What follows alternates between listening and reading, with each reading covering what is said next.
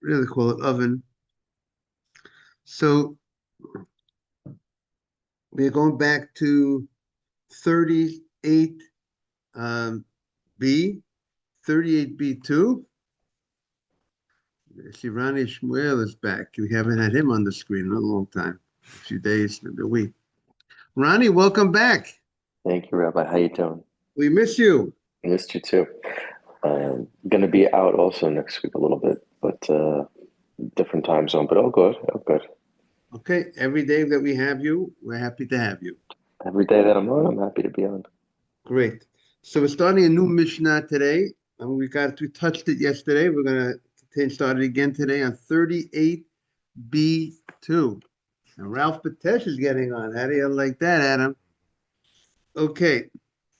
Tanur Shesikur Bikasha Begavava. Good morning, Ralph. Morning, Rabbi. Okay, 30. We're so happy to see that Ralph didn't have trouble getting on today. Nope. We are on 38B2, the Mishnah. Now, the name of the parak is Kira. Kira is a type of oven. We were saying yesterday there are three types of ovens. There's an oven that's wide on the bottom and narrow on top. That's a tanur. That's what the Gemara refers to as a tanur. Keeps its heat very well because it's narrow on top and wide on the bottom. And that's the hottest oven. And then there is the middle of the road is the kupach oven. That is not as hot because it's like the size for two pots. Opening on the top and each pot rests, but the fact there's two pots there, kupach is one pot, and therefore, because only one pot and the heat is coming underneath, so therefore it's a certain level of heat, but it's more like a rectangular oven. It's not narrow, it's more of a square. It's not narrow on top, so therefore it doesn't keep its heat as well. But then even less hot from that is the kira, because the kira has spots for two pots, right? Like two pots, one over here, one over here, and therefore it's less. There's more room for heat to go out, and therefore it's the least hot. And our Mishnah is going to say, based on these facts, is how we treat these ovens. So here comes our Mishnah. So we have tanur shehisikur bekasha begavava. If we have a tanur this is the hottest oven that was heated up with straw or with stubble. So we say lo yitain beimitocho beimiagabav. You can't place in this oven. You can't place food. You can't place liquid hot before Shabbat. You can't place hot liquid. You can't place a dry food, a wet food on top of this oven. Whether you're putting it inside inside the oven, or beimagabav on top of the oven, you can't place food. Now, what does that mean? You can't place food. Now, one shot would be, that means before Shabbat, you can't, even though we said that when it comes to a kira, the two-pot stove, you could place food that's fully cooked on top of that stove if you remove the coals before the Shabbat, right? Beit Hillel says, at least Beit Hillel says you could do that. But in this case, because it was heated up with kasha, because it was such a hot stove, we don't even allow you that. We don't even allow you to place the pots on top of such a stove, even though you remove the coals, you remove the fires. We still say you can't do that. Now, so what's the reason?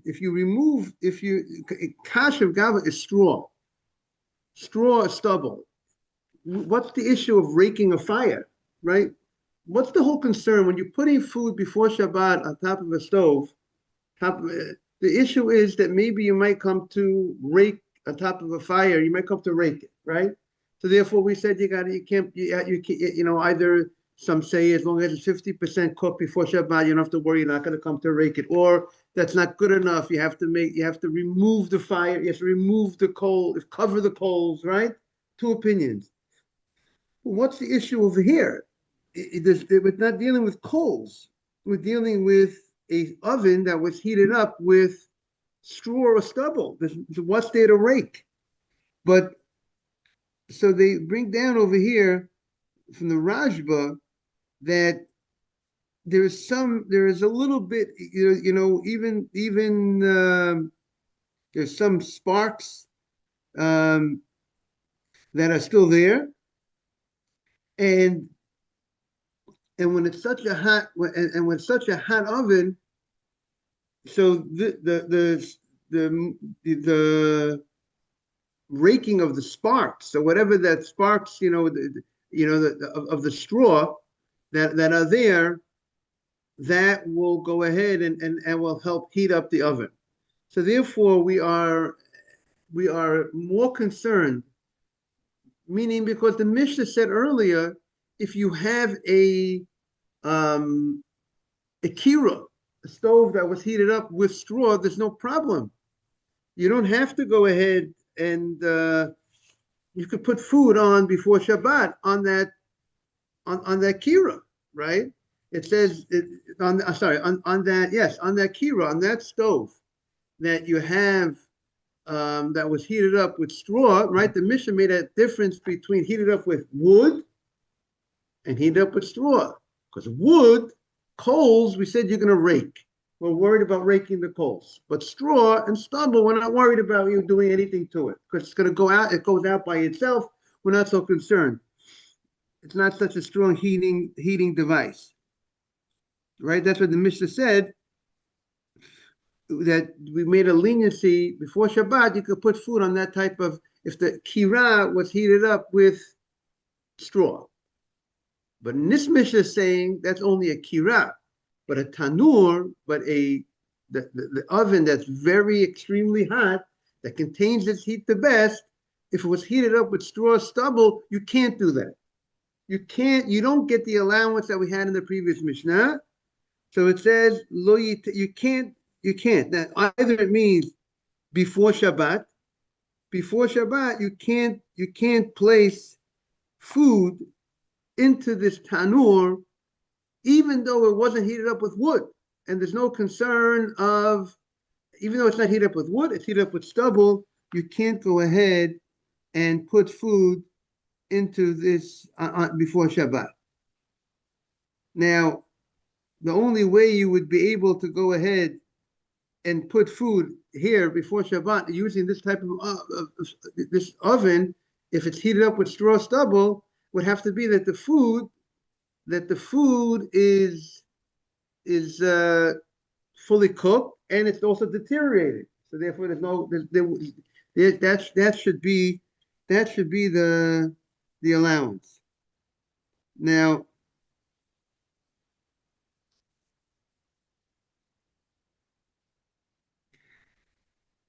and if it's talking about Shabbat, if the Mishnah before, when it says loyite, means you can't return food.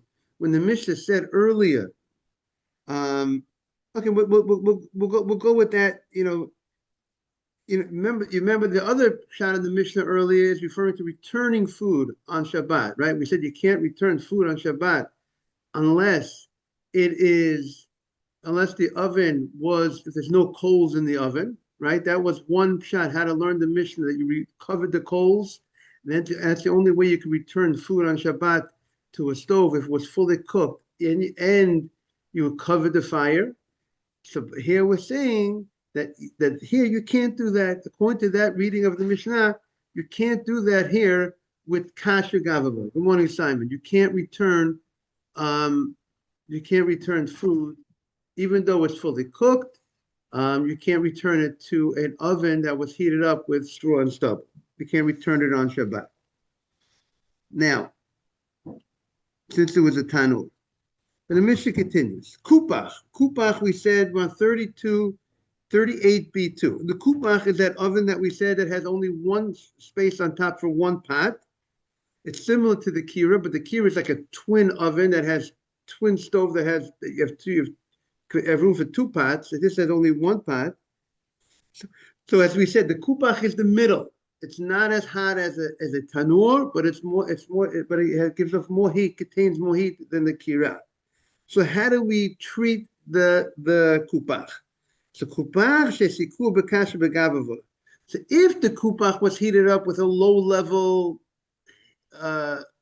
heating element, meaning let's say straw and stubble is the lowest way to heat up an oven, let's say.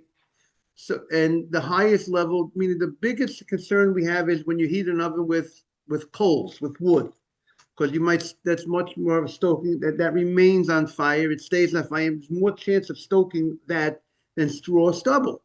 So if it's a kupach, shesikur b'kasha b'gavava, when this kupach, this middle of the road stove, oven that was heated up with the straw and the stubble, so we're going to treat it harizik karayim. Whatever the law by a kira is, which is the lowest level stove oven, we're going to treat the kupach like the kira if it was heated up with straw or stubble, with the lowest level heating element.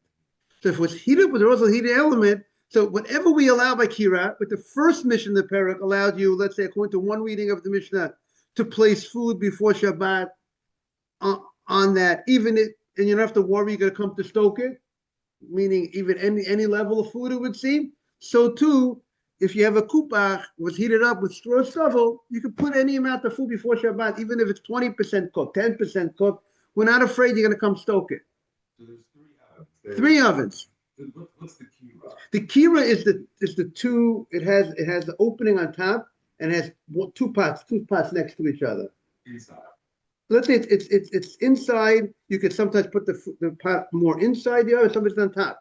But the heating element is underneath, and I think and you have openings on top. Imagine, let's say, a circle over here, the circle over here, and the heating element, and then you put the pots on top. It's like a stove top. It seems like a stove, right? It's like it looks like a stove top, and you have the fire right underneath. Okay, Or the kupach is like the oven. but the way they say that the kupach is just, it's the same thing. If picture the kira, but instead of having one pot, two pots, it only could hold one. It's only one pot. So one pot stove. What makes it different? Very good. Good morning, Asaf. Morning, Mari. What makes it different is that when you have a box and you have, let's say, an oven that has the coals inside, and there's only one pot on top of this oven, the heat is stronger than if you have an oven that you have two pots on top. It's the size, the way, right? More smaller space, more heat. Exactly. The tanur is that the way it's not a square box with it's not a square oven. The tanur is wide on the bottom.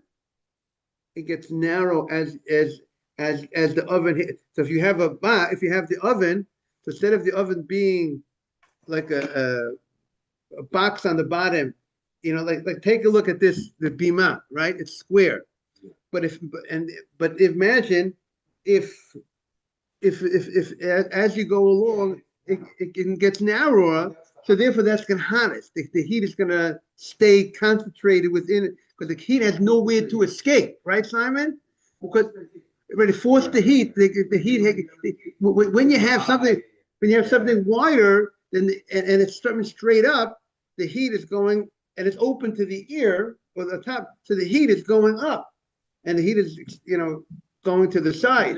The tanur is just regular square. But we're saying the tanur is a square on the bottom, but it's not a square on top. On top, it's not a square. On top, whatever you want to call it, on the top it gets narrow. So if it gets narrow on the top, so all the heat is very much concentrated, and there's no space for the heat to go out. If you're narrow on top, What does it mean narrow on top? It means the walls of the oven are going like this. If a wall of an oven, if the walls are like this, then they have a lot of air comes like this. The heat comes. But if the walls of the oven are like this, right? They're going. So Ralph, is that clear? So And it makes therefore, it's more concentrated when it's smaller. when it's more concentrated, when the oven goes like this, Right. and if an oven is like this, right? Simon, is that Mhm. clear? Mhm. And therefore, those are the three ovens that we got. Those are the three ovens, and therefore the Gemara says the kupa, the middle. There is a picture somewhere. Maybe we'll find a picture. But the kupa, Wow. if you find it, the kupa is in the middle, and meaning it's middle regarding the heat, and it's also in the middle regarding how do we treat it. So the Gemara is going to say now, in certain aspects, we're going to treat it like a tanur, and in certain aspects, we're going to. We have a picture on Oh, you have a In the picture? bottom. Yeah. 38b3.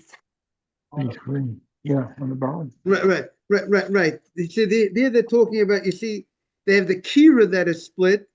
That picture is the kira has two. You see the two, like You the know, two burners. we're looking down on this. We're facing down on this. We're Say it looking again? down.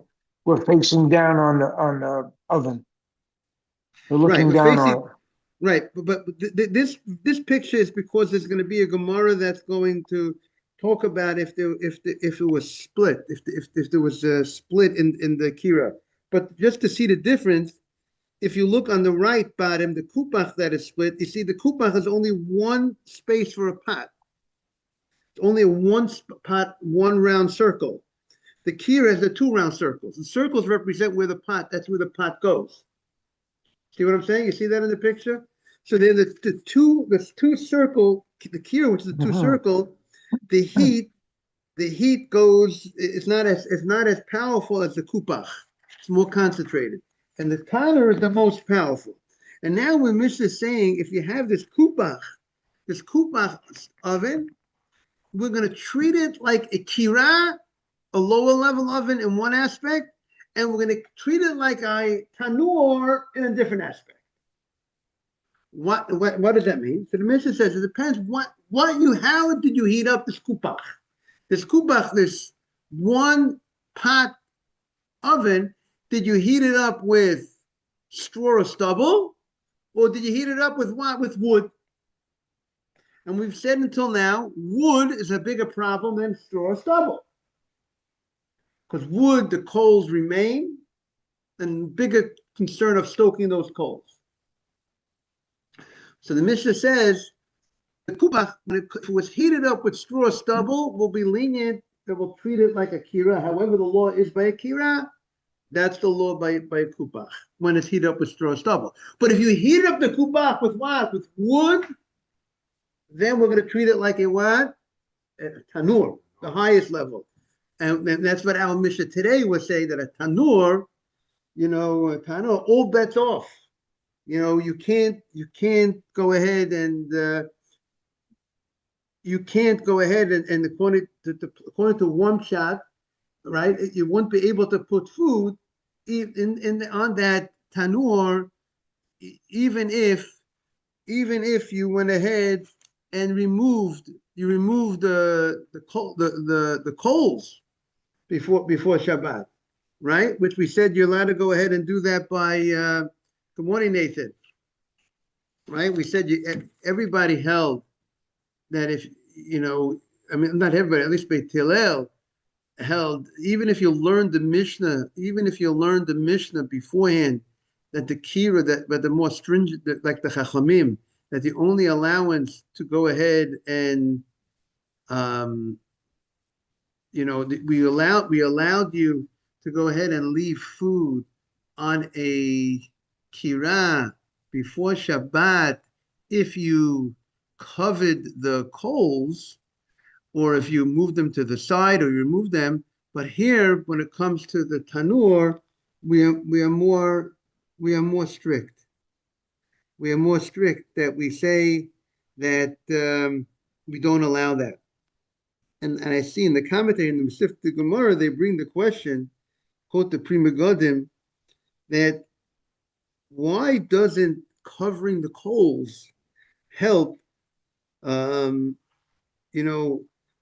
to the reason that the purpose of covering the coals serves you as a heker, as a recognition, as a reminder to not to stoke the coals, right? What's the point of, why do we say if you want to keep food before Shabbat on a kira, on a fire, so we say if you covered the coals, so you're not going to come to stoke it because you showed that you're not interested in the heat. So why is it if you covered the coals of what's be the difference in covering the coals of a kira, which it's the lowest level, it's the least hottest oven, that we said it does help to cover the coals, and you could put food at any stage before Shabbat on the kira because you're not going to do anything, you're not going to touch it because you showed you're not interested in. And yet when it comes to the tanur, we say comes to the tanur, it won't help. It won't help covering the coals. So you put on before Shabbat, it needs to come off before Shabbat starts. And it would come out that by a tanur, according to that shot in the Mishnah, according to one shot according to the Chachamim's reading of the Mishnah, you would have to go ahead and either, like I said, take the food off before Shabbat. Covering the coals won't do it. Or the question would be, would he agree if it's fully cooked and it's deteriorating? Would he agree that you could go ahead and so that we have to think about. So why are we so strict why are we so strict by tanur?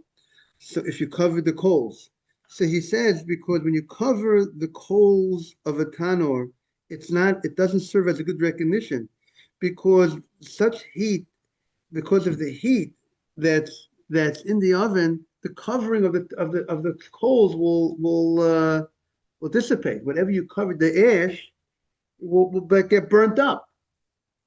Meaning, so that according to that logic, if we have a kira and you put like a piece of metal on top of it before Shabbat, then it's not getting burnt up.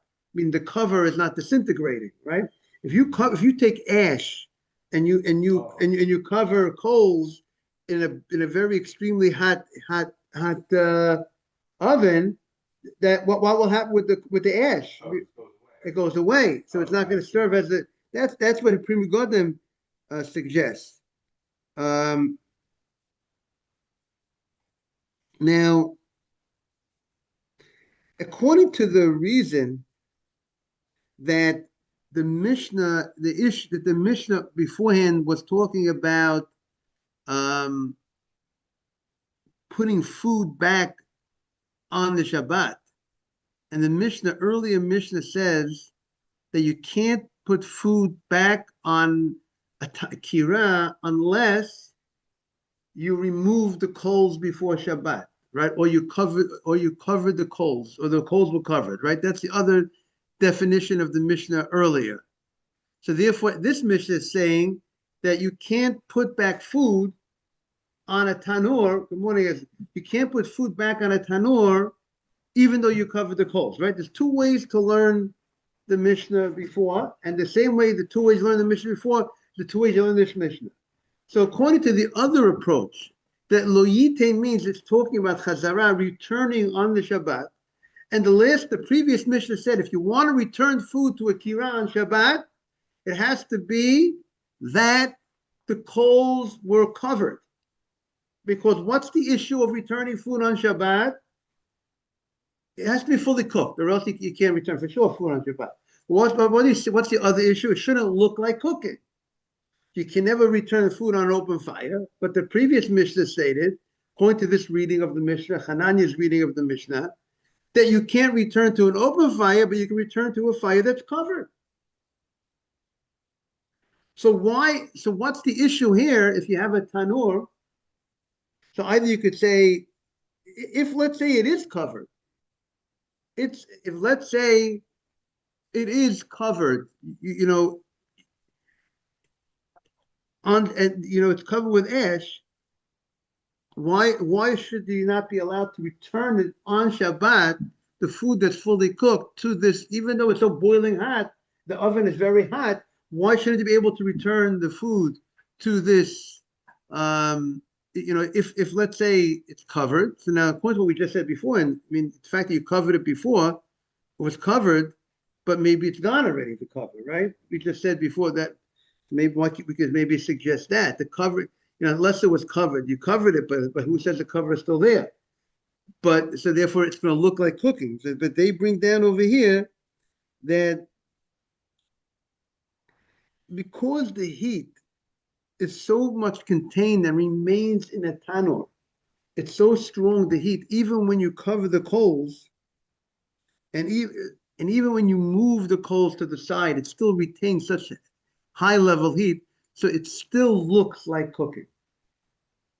So the meaning to say, when you have a kira, which doesn't keep as much heat, and you cover the coals, and then you go ahead and you put something back over there, that doesn't look like an act of cooking so much. That looks like an act of heating up. Of keeping it warm, right? Right. But when you're dealing with this intensely strong hot item, so therefore when you go ahead and you put something back on it, this is the appearance of cooking because of the great heat that it has. So it has two problems. It burns up the cover of the coals, and it's so powerful it never looks like something. It never looks like a warming, it never looks like right. That's what they suggest over here. But okay. So that's what the Mishnah states. Kupach. This kupach shesiku bekash begavava. If it was heated up with the stubble and the straw, then we'll treat it harizik. Then we'll treat it like the lower level stove. But it was gefet to beitzim. If it was heated up with the remnants of the sesame seed, the sesame seeds, or the wood, that's why we give that example of the coals. Then tanor. Then we treat it like a tanor, and therefore we have the most stringent laws for this kupach when it was heated up with coals. Okay, now comes the Gemara. Tanur. We're starting the Gemara on the Mishnah of 38b2. Tanur sheku. So remember, we have to be very focused on the terminology that we're using to describe the type of oven that we're dealing with. So now it says tanur. By the way, the general, generally in the Gemara, when you want to refer to an oven, you call it usually a tanur. So, but now we see from the Gemara, there's a specific definition of a tanur. Not all ovens are alike. Tanur, shesikuhu. If you have this tanur, you heated up this tanur, this oven, and it's narrow on top and wide on the bottom. Rabbi Yosef the Meimah. Rabbi Yosef thought to say tocho mamash. When the Mishnah says you can't put inside the tanur and you can't put on top of the tanur, right? So when the Mishnah says you can't put tocho, he says he understood him in tocho mamash, actually inside this oven. And when you said al gabav, means what it means on top, al gabav mamash. He took it literally. You can't put it right as on top, not inside the oven, and not on top of the oven. But what about of a lismo shapitami? Let's say I have a food, and I want to go ahead and place the food on the side of this oven, against the wall. Here's the oven. This is the oven, and I want to place the food right outside, not inside, not on top. Right? This is a good picture, right? Make believe there's a hole here. There's the heating element underneath. So inside will be within, and out to be on top on the surface. So he thought, but maybe I could put it right here against. Let's say, and we could translate it before Shabbat. If I want to go ahead and take a food, put it right next to this next to the wall. I could put it next to the wall. It's gonna get heated up. No problem. Depends What are you afraid of? Afraid Depends I'm what you're gonna heating it cook? with. What'd you say, It says Nathan? here, No? it says here, it depends on what you're heating it with. Okay. So I went ahead of you. okay, but let's see if it should make a difference. Meaning he's saying that even the tanur, he says the tanur, okay. So if the tanur was if even this very hot oven, if you place food next to this oven, it would be allowed. Just like you could go ahead and place food next to a kira, that oven, that lower level oven, you can place food next to it, because placing is lighter than on top. Because when you place something next to the oven and not on top, good morning, Nathan, it shows you only want to, you're not really interested in, what's the word, hastening, is that the word? Hastening the cooking. Because if you're interested in hastening the cooking, you would have put it on top. But the fact that you put it next to the wall, you mean you're looking for it's a slow, very slow cooker, so to speak. So if before Shabbat you place it there, so we're not afraid you're going to come to stoke. Morning. We're not afraid you come to stoke such a thing. So therefore, so even if the oven, the stove, this tanur has a lot of heat, but it's before Shabbat, I want to put something before Shabbat next to this wall. What's the concern? I'm not cooking on Shabbat because I put it before Shabbat. Well, Rabbi, maybe it's true, but you put it in a state that it still needs cooking, and maybe you're going to stoke what do you want to stoke? I'm going to stoke the oven to heat this up. If I'm interested, I don't have to be so afraid. I'm going to stoke the oven to heat this. Now, maybe you will. So if I want it, if I'm so interested in the heat, then I would have put it on top of this tanur. Right. Oh, right. You could say that. Now, the Shulchan Aruch Harav, that's the one who wrote the Balatanya, the Babich Rebbe, he writes, because it's not going to help so much your, stoking the coals or stoking the stubble, whatever the heating element in this tanur is not going to be so effective to something that's outside, leaning against the walls. Because it's not going to make such a big difference, and therefore we're not concerned that you're going to come stoke the tanur in order to help this, because it's going to be a much more minimal type of benefit that it's going to have. Because remember, the walls don't get so hot on the outside as the inside, and therefore that was what Rabbi Yosef was thinking. Okay. So that's it. Now when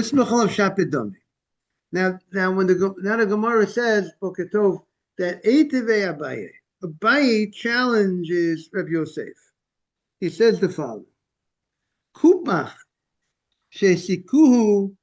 If we have a kupach shesikuhu b'kasher b'gavva, and we said the kupach is the middle of the road stove. It's a one pot stove. And you heated it up with the lowest level of fuel, which is the straw or the stubble. It's not, you didn't heat it up, we're starting the case, new case, okay? You came in at a new case. You have a kupach, it was heated up with straw stubble, and we said when it's heated up with straw stubble, we said we treat the kupach, the one pot stove, like a two-pot stove. We treat it like a kira, like a lower level stove, if the heating element that heated up was the straw or the stubble. So the kuba shesikuba kasha v'gava harika kirayim. We treat it like a kira, like a double pot stove, which is not as intense. The heat is not as intense. But if you heated up this kubach, if you heated up this one pot stove with wood or sesame, which is we're much more concerned. Hariu katanur. We'll treat the kubach like a tanur. The tanur, we said, is that high level, that oven that's wide on the bottom, narrow on top, intensely hot oven, keeps v'asur. Then you are forbidden. You do not have the allowances that you had by a kira of whatever allowances of food placement before Shabbat, or returning certain foods on Shabbat under certain circumstances that we gave. We allowed you to do with a kira. We don't give you that allowance with a tanur, and we also don't give you that allowance with a kupach that was heated with wood, has the same status as the status of a tanur. That's the statement of the Mishnah. So the Gemara says, the kupach, because we're saying we're giving you the status of a tanur, if we would have given it a status, if we would have given the kupach that was heated with wood, if we would have given the status hakakira, if we would have given a status of a kira, of a lower level oven, then shari, then we're saying you would have you would have an allowance. You would have an allowance to do this law, right? We said the Mishnah stated a kupach doesn't have when it's heated up with wood, doesn't have the allowance. We treat it like a tanur. But what's the inference? If that's the right word, the inference is that if it would have been treated like a kira, then you would be able to do that. You would be able to do what I'm telling you. You can't do it. You can't do what you could do with it. You can't do it because we treat it like a tanur. But if we were treated like a kira, you could do it. So the Gemara says, "B'mayaskina," right? Because the Mishnah stated that a tanur, you can't place food on inside the tanur. It's used the language of tocho, inside, or al gabav, or on top. So we'll say it's talking before Shabbat. Before Shabbat, I can't go ahead and place food inside this strong oven. I can't put it on top, even if I covered the coals, right? But the kira, I could do it by the kira, correct? But the kupach, we're saying if the kupach was heated with wood, it has the same status as the kira, as a tanur, right? So now the Gemara says, "Ilema al gabav." Does the Mishnah mean placing it directly on top of the tanur? So, ilema kishe'eno b'may. What is the case that the Mishnah says there's a problem with the kupach? Ilema kishe'eno gorfa katum. The Gemara, if this kupach is not, if it's not covered, if there's an open flame, you didn't put any ash on top of the flame, so elakira ke'ena grufa ketuma agabav mishari. So you're telling me a kupach, there's a problem, but a kira, there is no problem. But if the fire is exposed, there's no difference between a kupach and a kira. But if the fire is exposed before Shabbat, everybody holds. I mean, according to if you learn the Mishnah like the Chachamim, you wouldn't be able to put it on a open fire. The only way you could put it on the fire would have to be covered. Okay, we'll talk more morning. We'll talk more on Monday. It's a little complicated Gemara and Mishnah, but we'll get there. As long as we're heated up, we'll be able to understand the different levels of heat. Have a great Shabbat. Shabbat shalom, Rabbi. Shabbat shalom. Good to see you. Steve, but I have to say something in your honor, right? Have a good Shabbos. In honor of Steve, we're focusing, the Gemara that we're learning is focusing on food preparation before Shabbat. And the concerns the rabbis had to make sure people won't come to stoke the coals on Shabbat or raise the fire on Shabbat because that's one of the 39 malachot on Shabbat is making a fire, raising a temperature. So the Gemara discusses different types of ovens, different types of stoves, and different types of concerns with the heating element. If you heated a stove with coals, a coal by nature forms like a little film comes on top that sometimes interrupts the heat of the coal. So when you stoke it, when you move it around, you're removing that film, and therefore the coal could burn better. So the rabbis are very concerned if you're going to put food before Shabbat on an open fire, an open flame, and let's say there's a concern that comes Friday night, your wife